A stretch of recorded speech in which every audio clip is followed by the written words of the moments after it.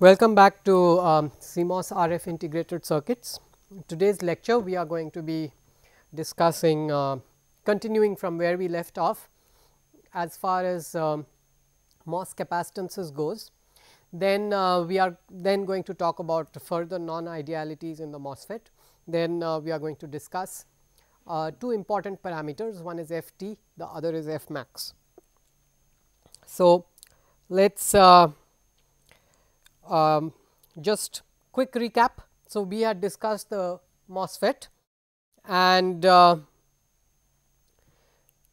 lot of different these are all the different possible capacitors CGS, gate to source, C gate to drain, C gate to body, C source to body, C drain to body and C source to drain, right. Of these we were proceeding one by one. We evaluated C gate to source and gate to drain capacitances, right. These two we evaluated. In addition to what we had evaluated, there will also be a small component called the overlap. So, that is intrinsic to the MOSFET, that is because the gate overlaps with the source a little bit. So, you know the gate is like this and the source comes a little bit underneath. So, this region of overlap causes an overlap capacitance and that cannot be avoided, right. However, you bias the MOSFET, overlap capacitance is going to be there. Okay. So, CGS and CGD and then C gate to body is of concern only when the channel has not yet been formed. You know, you have got a mean depth of the fixed charges and depending on the mean depth of the fixed charges from the gate, you get the gate to body capacitance, right. Now, source to body and drain to body, these are called junction capacitances. I am just going to discuss these. Source to drain capacitance is of no consequence because source and drain are really far apart. So, I have got the MOSFET, the channel is long, source and drain are far apart. In any case, they are not really separated by a dielectric material, they are separated by a channel which is conducting, right. So, as long as the channel is conducting, you really can't call this a capacitor. I do not see a capacitance here. All right. Now, let us discuss the junction capacitance, that is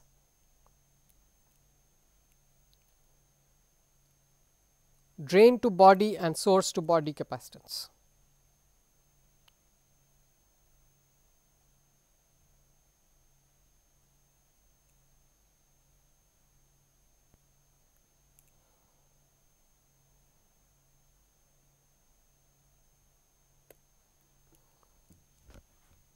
Okay. Now,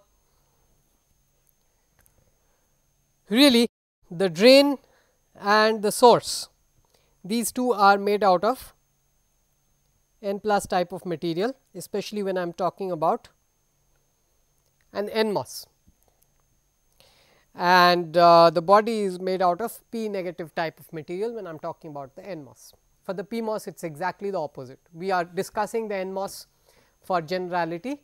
PMOS you can similarly discuss, identical effects will happen. For the PMOS, you have to remember to connect the body to the most positive voltage in your circuit. So, that the source body and drain body junctions are reverse biased. So, in our case NMOS, we have connected the body to the least potential in our circuit. So, the source body and drain body junctions are reverse biased, the P type is at the least potential. Okay. So, this is what I have got.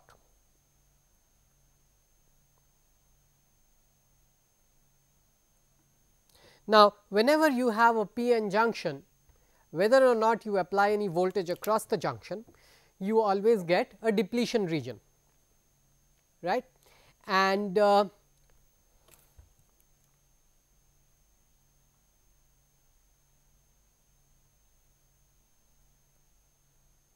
whenever you have a PN junction, you get a depletion region across the junction. Depletion region is the region where the majority carriers of the p side, that is the holes, go and recombine with the majority carriers of the n side, right, that is the electrons. So, the holes and electrons diffuse across the junction and recombine with each other, and as a result you are left with nothing in that small region, right. So, there are no carriers in this region. So, it is like a dielectric material, no carriers. So, it is an insulator, insulating material. So, it is exactly like a dielectric, and hence the capacitance between P and N is probably going to be given by this cross sectional area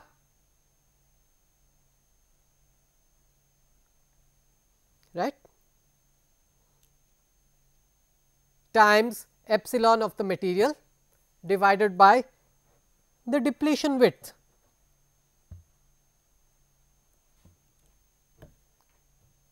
Okay. So, this is the capacitance of the p-n junction. Similarly, we have got a p-n junction over here, and the capacitance is going to be given by the area of the junction times the epsilon divided by the junction depth. Now, the junction depth of course changes when you apply a voltage. So, right now I have not applied any voltage, junction depth is like this. When I make P a little more positive than N, then what is going to happen? The junction depth is going to shrink, become smaller. Okay. When you make the whole thing conducting, then there is no junction depth disappears when the device is forward biased, when the p-n junction is forward biased. So, you can think of it from that perspective. So, the junction keeps shrinking till they hit each other, and then the device is forward biased, right. That is how the diode works. And similarly, the more you reverse bias it,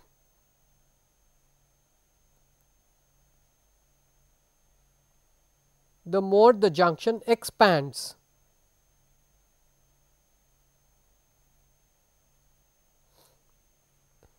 So, when you reverse bias the diode, the junction expands. When you forward bias the diode, the junction shrinks.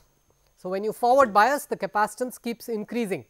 When you reverse bias, the capacitance keeps decreasing, because the depth increases. All right. Now, ours is reverse biased. The higher you make the source voltage, the higher you make the drain voltage, the more reverse biased it is going to be, and the capacitance is going to decrease further and further. All right. So, that is fine. So, first of all, C source to body, C drain to body are functions of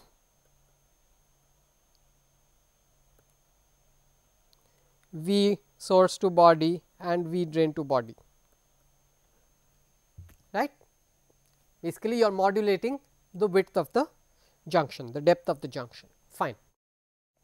What else? What is the area of this junction? Now, to think about the area, what you can do is you can approximate, an engineering approximation is to think rectangular.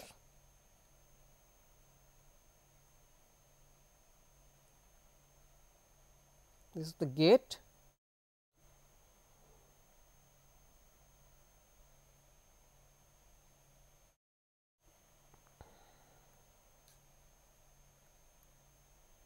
Okay. So, make it look like a box.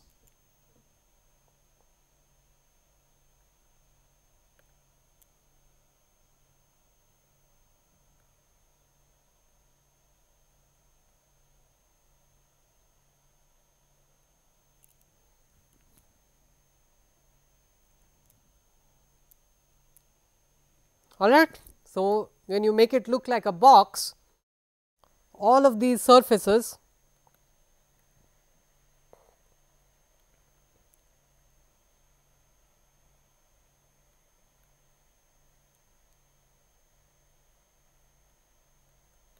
contribute to the source to body capacitance. All right. So, let us say that this distance is h,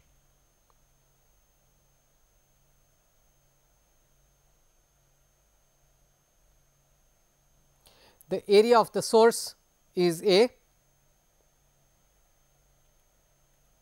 no, area of the drain is A d, area of the source is A s, the perimeter of the drain is P d, the perimeter of the source is P s. Okay. So, given these circumstances, given these numbers, what is the area of the junction? The area of the junction for the source is going to be A s plus P s times h. Work it out, you will find this is correct. And the area of the junction for the on the drain side is A d plus P d times h. All right. So, what is A d and A s? A d is the area of the. So, if I look on the top view, so this is my gate, this is my source, this is my drain. So, A d I am sorry, A d is the area of the drain, S is the area of the source, P d is the perimeter of the drain, and P s is the perimeter of the source. Okay. So, now you know why these numbers are important when you write your SPICE net list A d, A s, P d and P s. I am sure you have done this, right, and I do not know if you have wondered why these numbers are important. This is why these numbers are important, because they determine the junction capacitance between the source and body and between the drain and body, right. So, C junction source is going to be A s plus P s times h times epsilon of silicon divided by d of the junction. D of the junction is of course a function of the source to body voltage. If source to body voltage is, if the junction is more forward biased, this D junction is going to become smaller. If the junction is more reverse biased, D junction is going to become larger. That is basically the idea, right.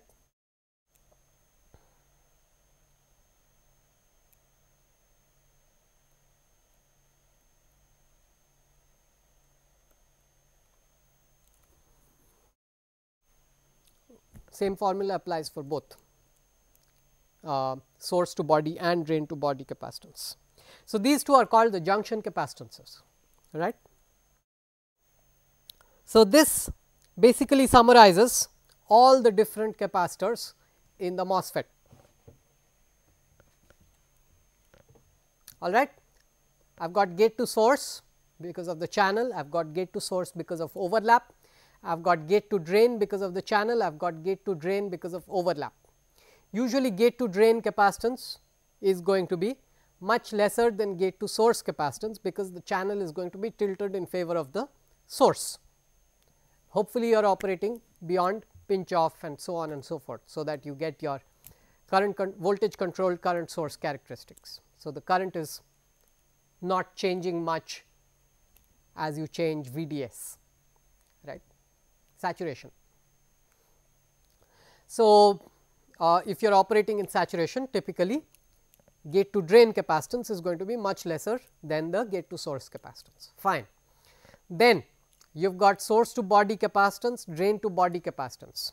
Drain is already at a higher voltage than source, because you are operating in saturation. So, that means that drain to body is going to be even more reverse biased, and that means that drain to body capacitance is going to be substantially lesser than source to body capacitance. Source to body, if you have not increased voltage on the source, if source is at the same potential as body, then you get the nominal junction depth for source to body. All right. Then gate to body is usually not much of concern, because the gate to channel is closer than gate to body, right, and typically the body is devoid of charges anyway. All the fixed charges are usually not going to be present.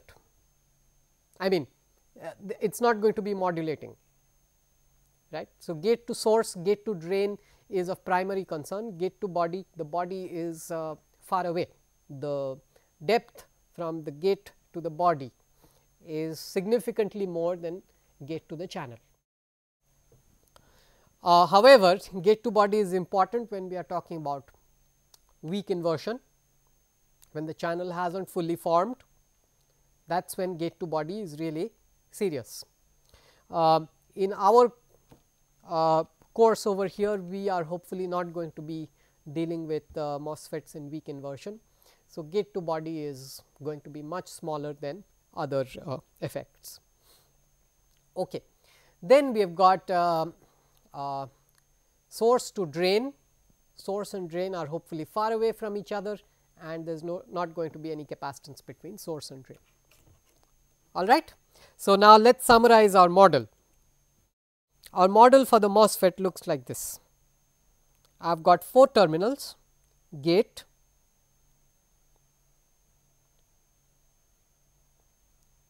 source, drain and body.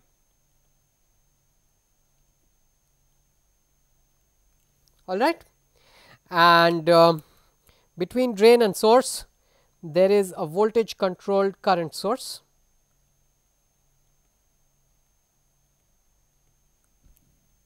This is the fundamental MOSFET. To account for channel length modulation, there is going to be a large resistor RDS between drain and source. Between gate and source, I have got a capacitance, which is the sum of overlap, which is intrinsic, and CGS, which can be changed with the bias voltages. Similarly, between gate and drain, I have got a capacitance,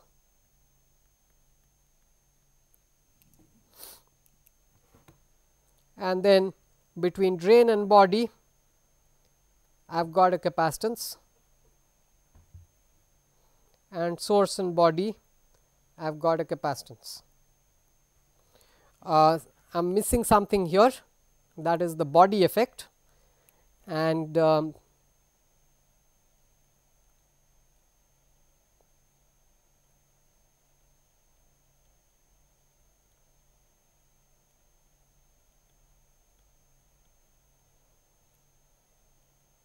body effect is accounted by yet another voltage controlled current source, which is very similar to the original voltage controlled current source. So, we call it GMB times VBS. So, this is the model that we have developed so far. Is this complete? Well, it is not. There are a lot of other things that we are missing out. Number 1, contact resistances. Every time you touch something, let us say I want to touch the gate, I will have to place a contact, and that contact will have its own resistance. So, internally gate, source, drain, body are what where I have drawn, but if I look from the outside world, they are not.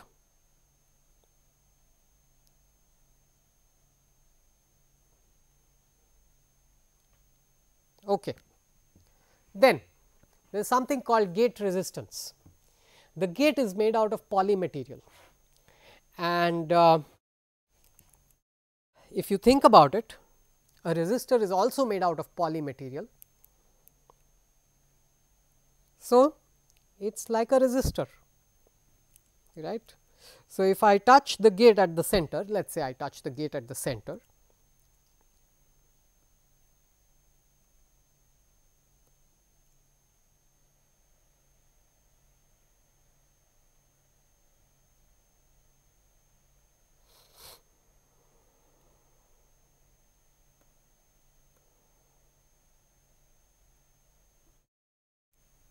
Now, for the charge to reach all over the place, it has to travel through resistive material.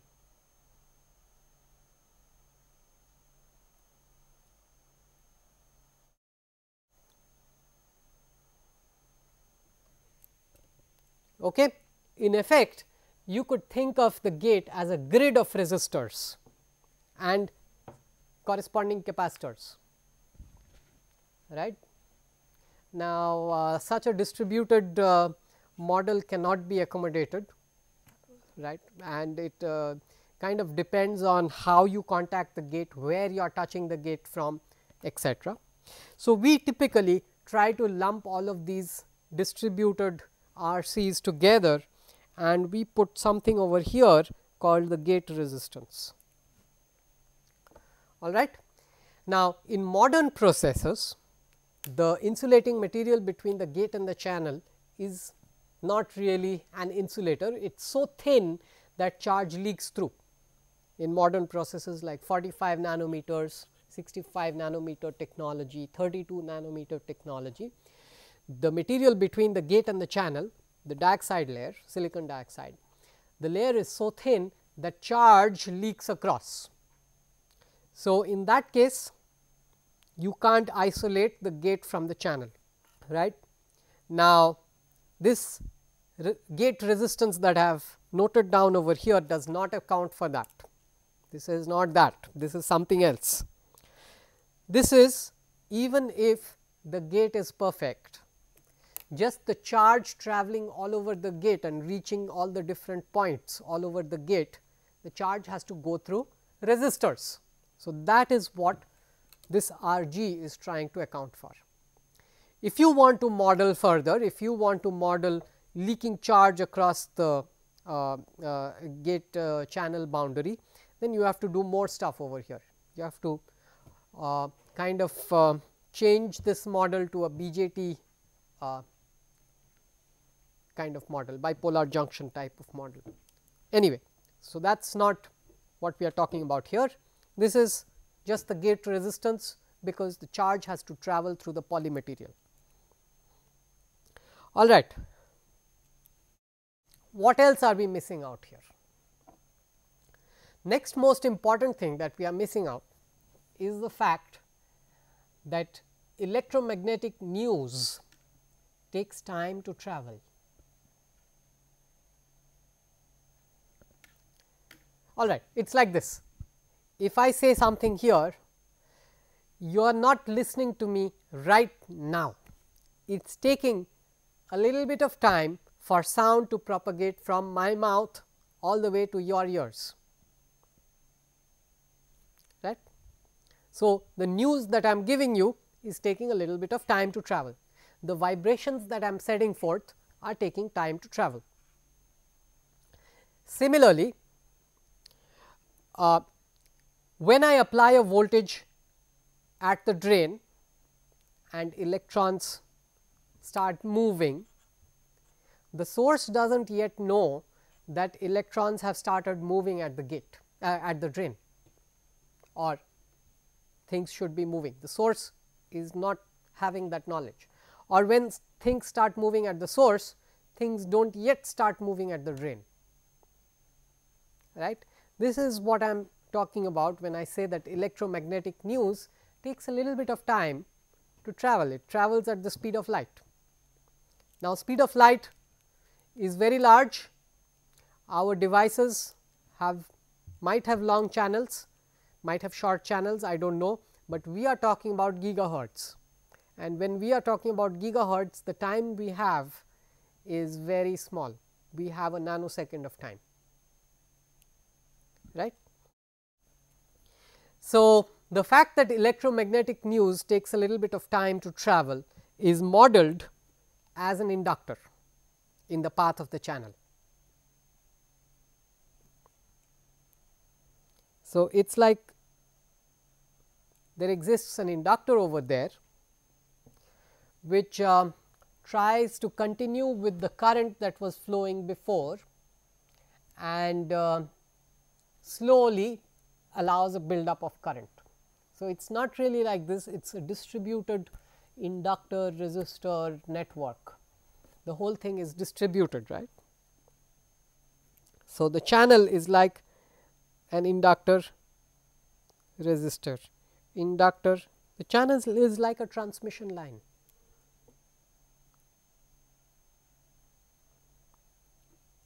Right.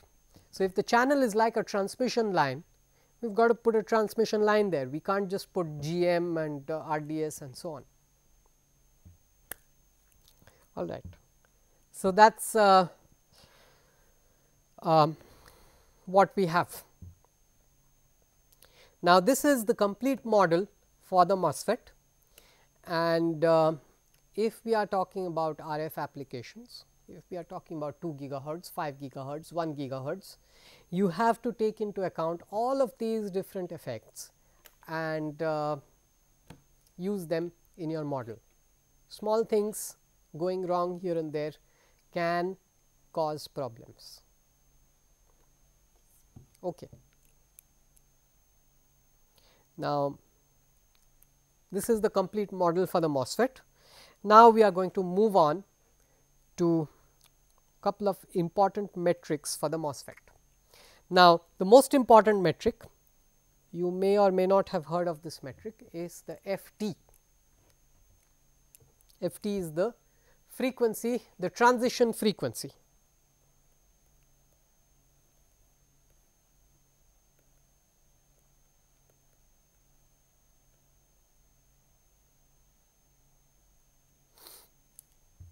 Okay.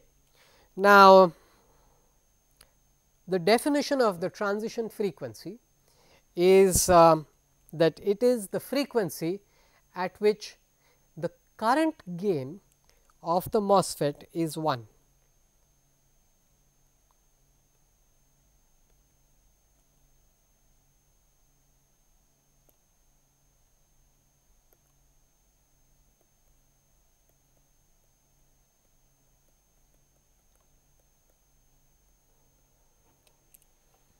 Now, we have something serious over here.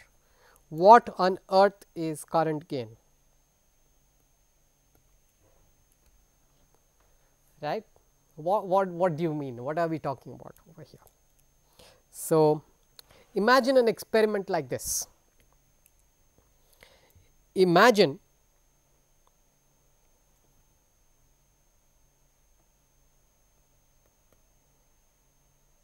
that I bias the MOSFET, but of course, and this is the small signal picture.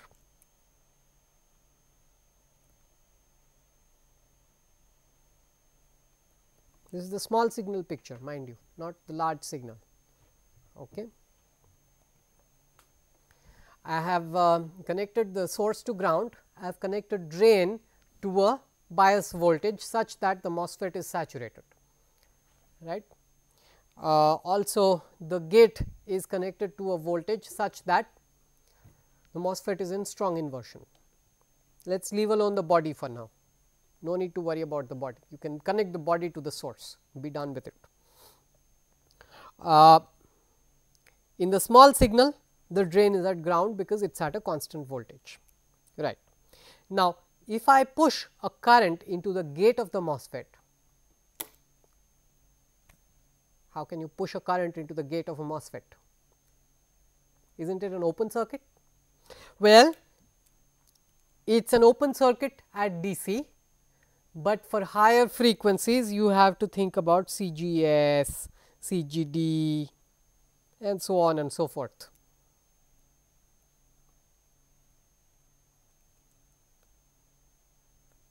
Right? So, it is not really an open circuit.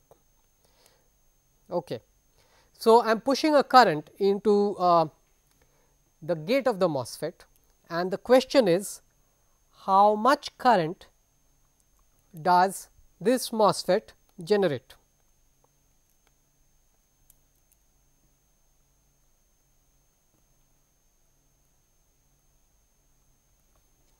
Okay.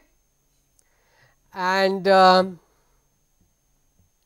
are going to sweep the frequency of this input current source, it is a small signal current source. We are going to sweep this frequency of the input current source till I out by I in is equal to 1. That frequency is going to be the transition frequency, that is the definition. Okay. So, let us see what the current gain is, and then we will easily find out the transition frequency. So, the MOSFET is going to be replaced by its model. Model for the MOSFET is, first of all I have got GM,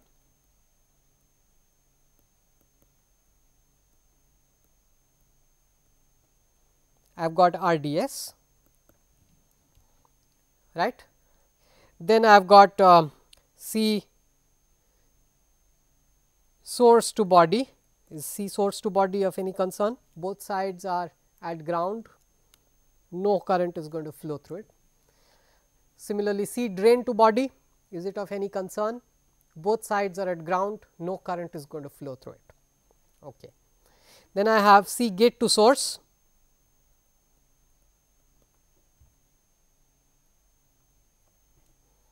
I have also got C gate to drain,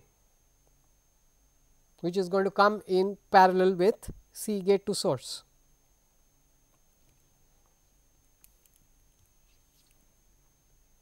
All right.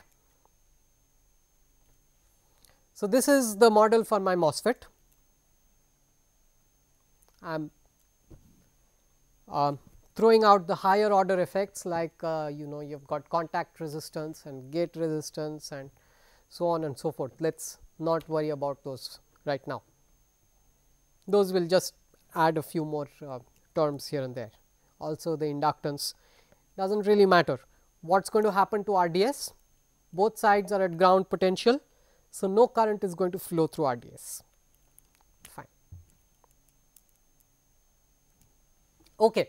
Now, I am pushing this current I in. As I am pushing this current I in, a potential is going to develop across the capacitors. Okay. What is the potential that is going to develop across the capacitors?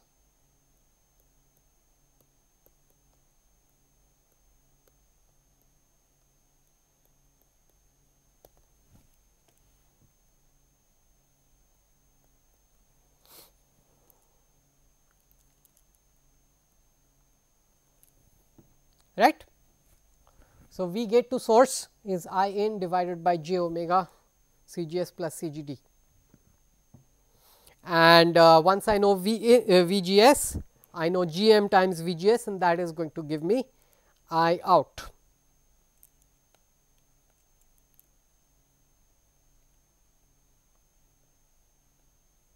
So, I out by I in is going to be this quantity. So, this is my current gain.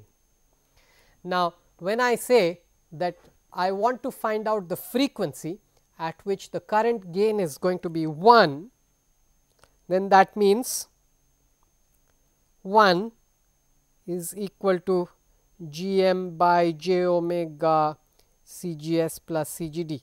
Can this really work? I have got a phase problem over here. So, clearly there has got to be a magnitude over here, okay, which means that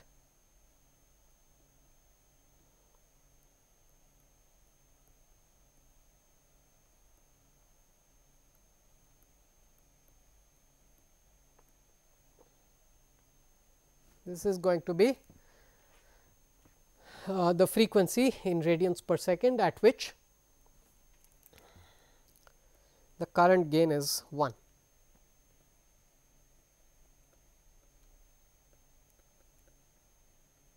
Okay. Now, notice some things over here. Suppose I increase the width of the MOSFET. If I increase the width of the MOSFET, GM is going to increase proportional to the width of the MOSFET. CGS is also going to increase proportional to the width of the MOSFET. CGS is area times epsilon by D, right, capacitor. Area is proportional to length times width, area equal to length times width. So, CGS is proportional to the width. CGD is also going to be proportional to the width, and therefore, FT is not going to change at all. So, F t is not really going to change at all when I change the width of the MOSFET. What about length of the MOSFET?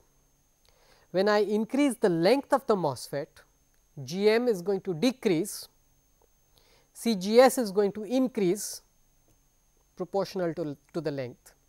So, F t is going to decrease proportional to length squared.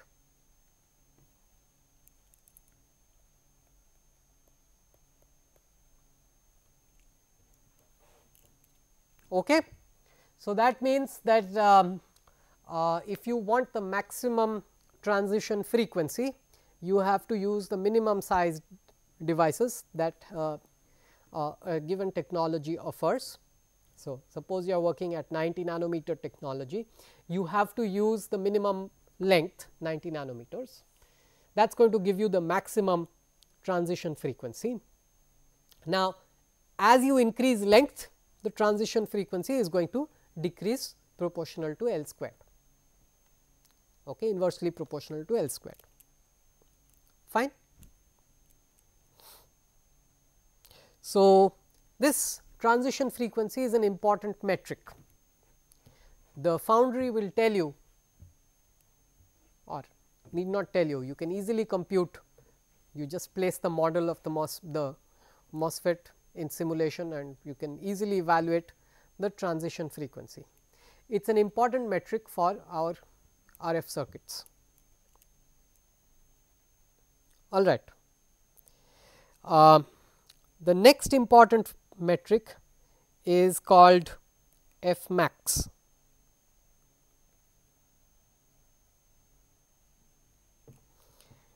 F max is the maximum frequency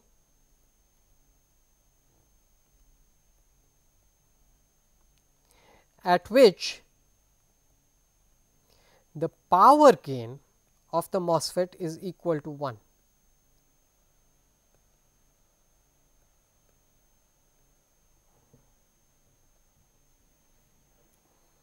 Okay. So, as you increase in frequency, power gain is going to decrease, and the frequency at which the power gain is equal to 1 is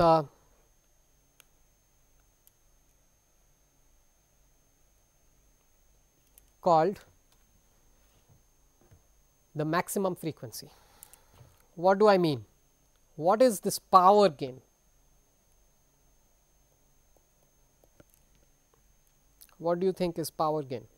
So, first thing you have got to remember is the law of conservation of energy. Law of conservation of energy tells you that if I put in so much power, then I can put out so much power. The total power that I can put out is going to be equal to the total power that I have put in plus the power that I have wasted. So, if I have got a circuit with some resistors, I input some power, then the output power, there is some output power and there is some power wasted in the resistors as heat, then power in is going to be equal to power out plus power wasted, which means that power out by power in, that is the power gain, is always going to be less than 1. Okay. So, what am I talking about when I say power gain? So, this is very confusing, right? Well, what you have got to remember is that power is coming into the MOSFET from a lot of sources. Power is coming into the MOSFET from the biasing sources, from the signal, right, from the power supply. So, I have got my MOSFET, it is a 3 terminal device. There is power coming in at DC into the drain. Okay. There is power coming in at the high frequency into the gate.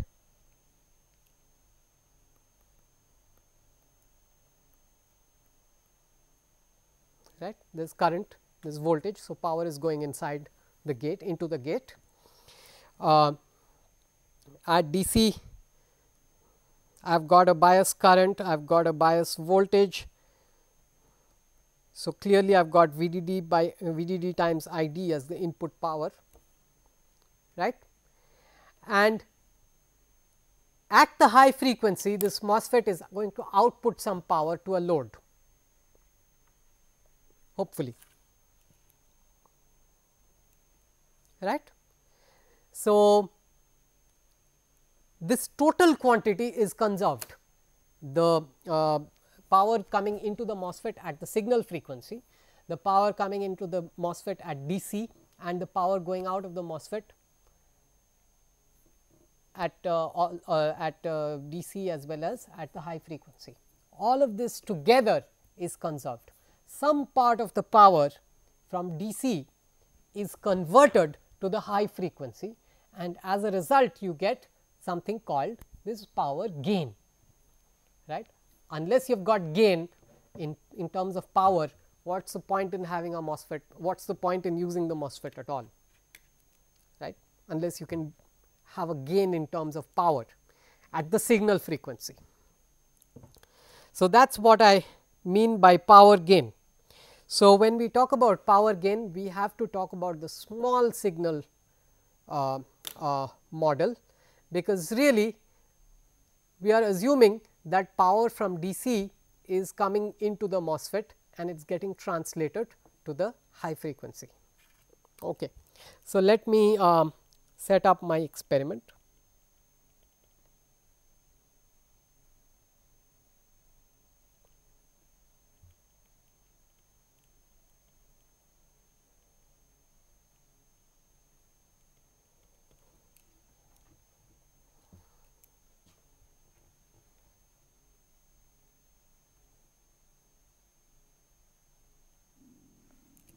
So, suppose this is my experiment. Okay.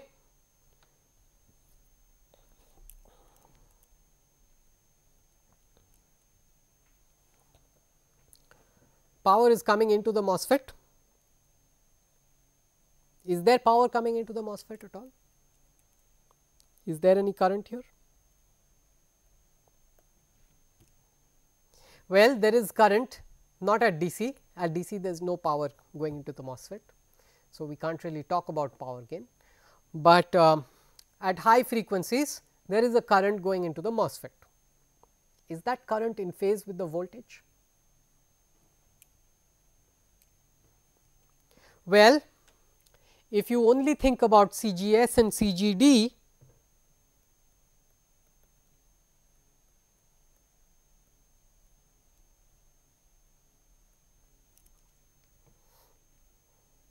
if you only think about CGS and CGD, the current is never going to be in phase with the voltage, right. The gate of the MOSFET is going to look capacitive. So, you have also got to think about the gate resistance RG. Okay. The voltage drop across the gate resistance means that some power is burnt on the gate of the MOSFET, which means there is some power going into the MOSFET. All right. This is okay. Then the power output is of course whatever the current is, current squared times RL will give you the output power. All right. So, let us work this out in a little more organized fashion.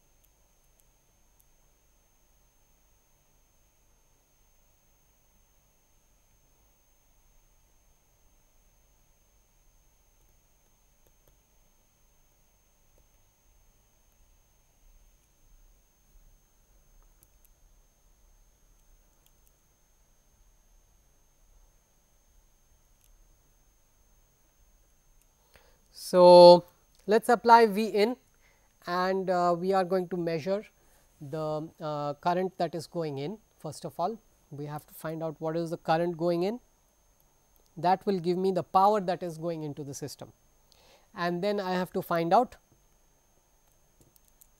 either the voltage at the output or the current at the output.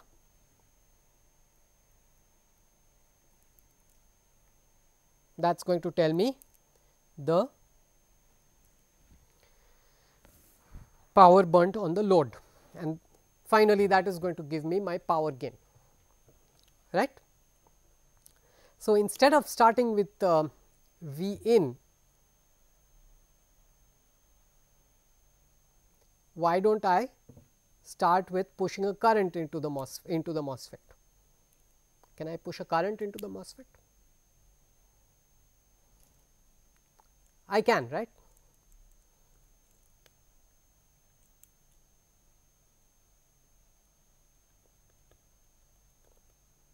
Okay.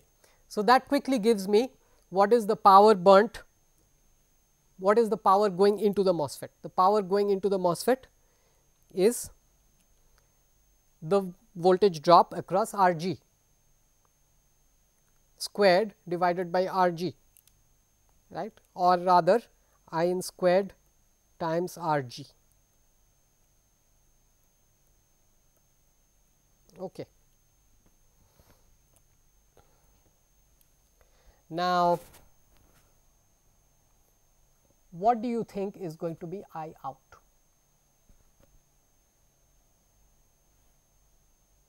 How do you find out I out? Is there a short procedure? Well, the procedure that I like is by using the Norton equivalent circuit, right. Norton equivalent circuit models the entire system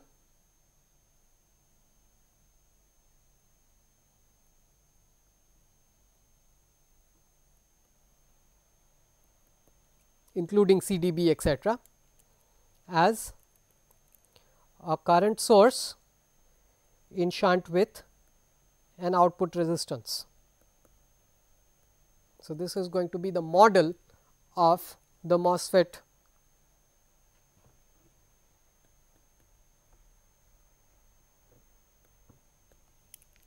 etc.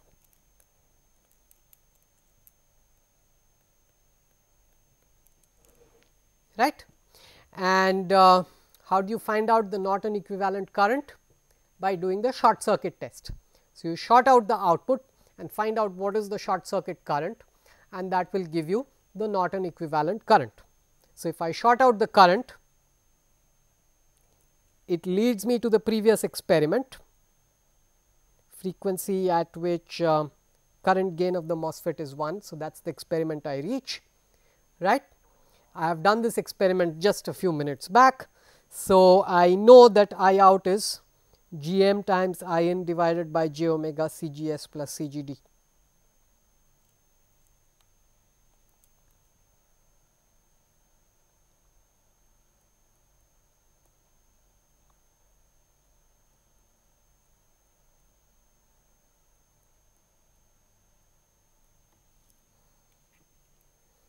All right. So, this is my current, this is the output current, Norton equivalent current. And what is Z out? Do I need to know Z out? Yes, I need to know Z out. Z out is R D S in parallel with C D B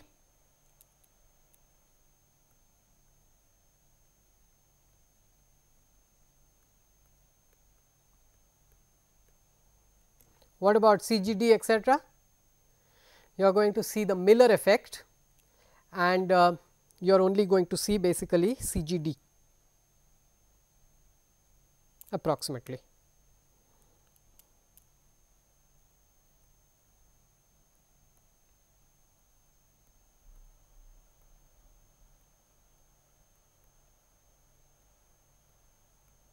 Right, this is going to be the output impedance.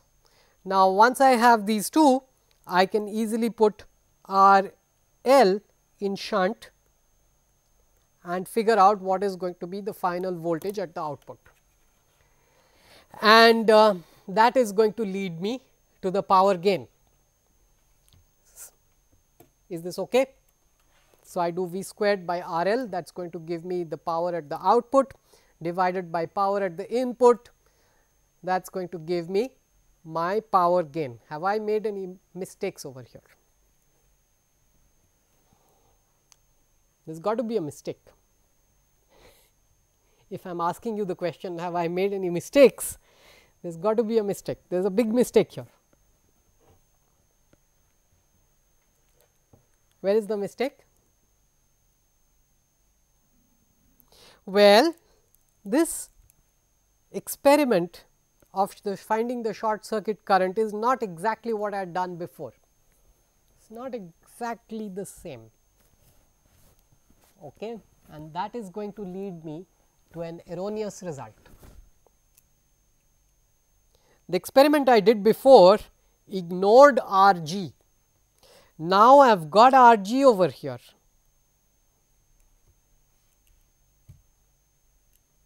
Okay, as a result, V G S is going to be different.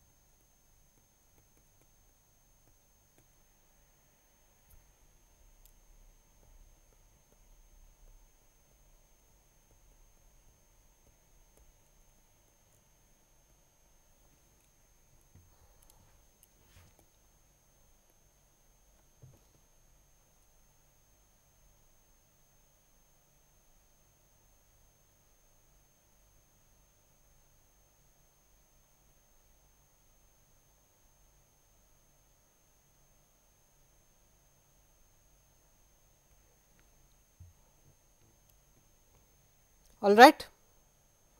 So, this is going to be the real expression, which means that I in, I out by I in, that is your current gain,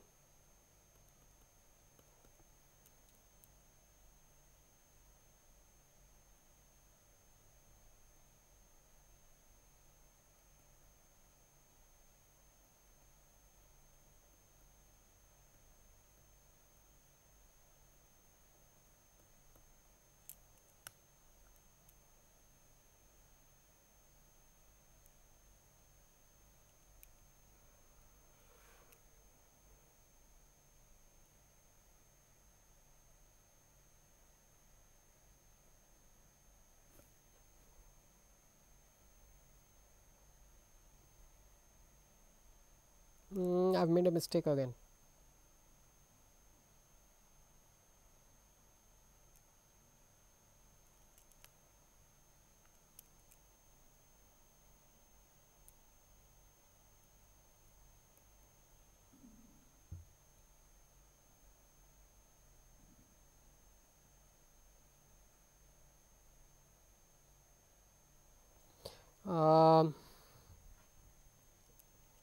Looks like it is correct. I in,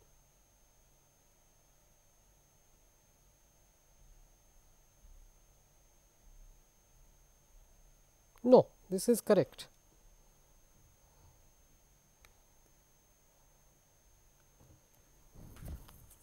I have got to have made a mistake.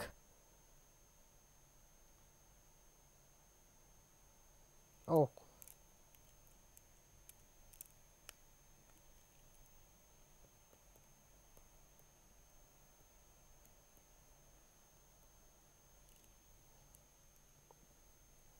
all right.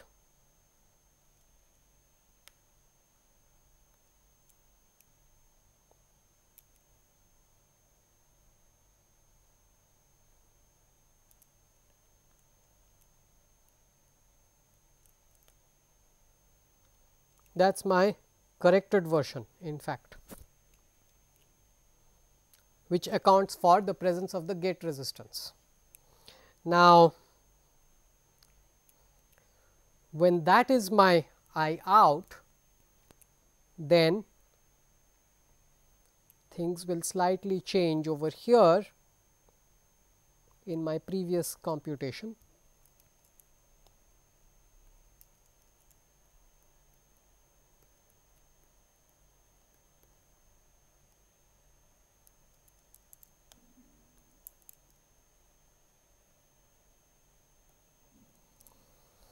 All right. Now, why did this affect me? Why was I keen on making this change? The reason why I was keen on making this change is because I am looking for a power gain, right. And if my current is not in phase with the voltage that I have developed, then I do not really get any power gain. So, if my I in over here, I am sorry, if I out over here is going to be something which is not in phase with I in, then I am going to get a serious problem, right. So, that is why I was keen on making this change. All right. So, we will summarize this because we are running a little short of time.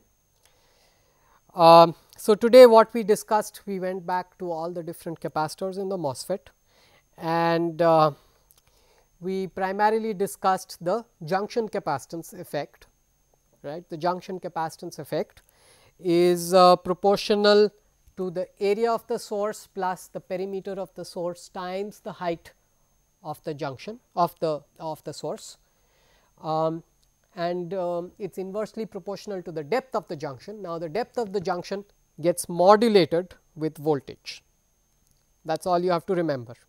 Then we developed a complicated model for the MOSFET. We also talked about finite transition time effects, and as a result of that you have to incorporate an inductance in the channel of the MOSFET. And then we talked about two important figures of merit for the MOSFET. One is the transition frequency and the second is the frequency at which I obtain maximum power gain. Now, when you talk about power gain, you have to remember that this is power gain at the signal frequency and it ignores power coming in to the MOSFET at DC. So, with this we are going to close this lecture. Thank you.